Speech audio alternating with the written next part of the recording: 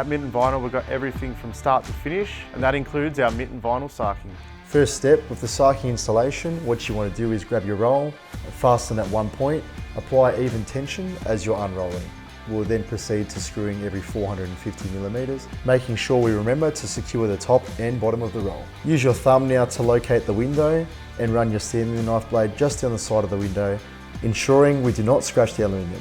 The same process applies for windows and doors. So as we roll out our top roll, we need to ensure that the sarking overlaps our bottom roll 150 millimeters to comply with the Australian standards. Once again, making sure that you fasten the sarking everywhere that's required. We now need to ensure that there is no water traveling inside the cavity of our window.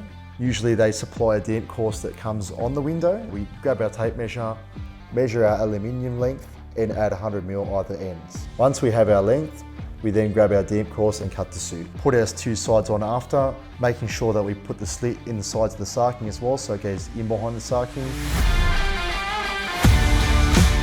Followed lastly by your top run of damp course, which means that any water that travels from the top down will just leak out the front. Once again, we use our 25mm button head screws to fasten off our damp course like we did the sarking.